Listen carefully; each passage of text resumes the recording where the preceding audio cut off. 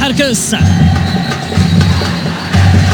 جمال حركس يعيد مرة أخرى لإسماعيل مقدم. تقدم من إسماعيل مقدم في هجوم رجاء يقود إسماعيل مقدم عبر الأطراف. استلام من طرف محمود بن تايق لحمزة خضا. نقلات قصيرة بشار راس فريق الرجاليدي وكرة ضيعة تعود لفريق الوداد عبر الحارس يوسف المطيع.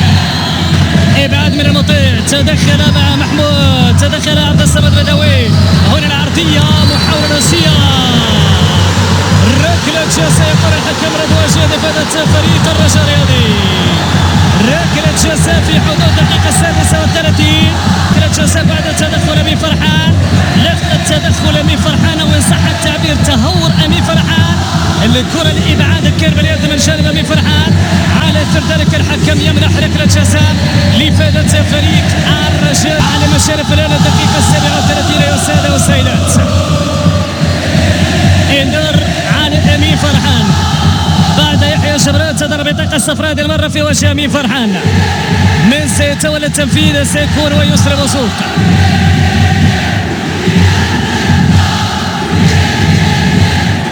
يسرى بوسوق حصيلة هدفين منها واحدة من نقطة الجزاء.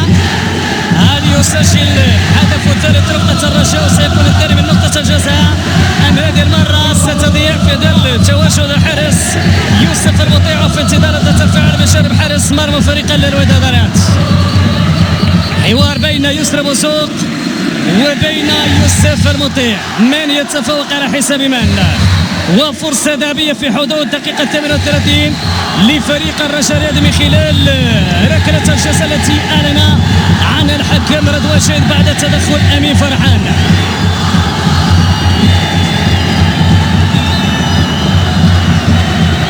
يستعد إذن يسرى بوسوق، خذ وقته الكافي. أمر طبعا على مستوى عملية الشيخ وسفير تبقى واحدة من الأمور المهمة كل ما تعلق الأمر في عملية تنفيذ ركلات الجزاء. إذن يسرى بوسوق في عملية تنفيذ ركلة الجزاء لفائدة الرجاء. يسرى بوسوق يسدد جول جول جول جول جول جول جول جول. وأول الجول من جانب الرجال هذا من طرف يسرى بوسوق من نقطة الجزاء.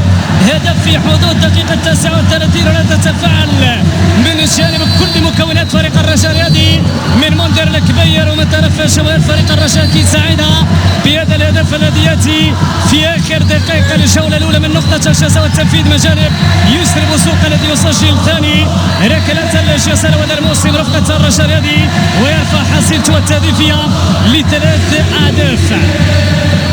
تتغير إذا نتيجة الدرب بهدف دون مقابل.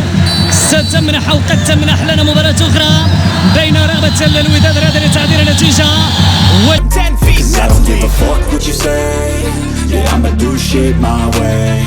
So you can go kick rocks, I'ma stack bricks up, build what I want to make. Cause I don't give a fuck what you say. Yeah, I'ma do shit my way.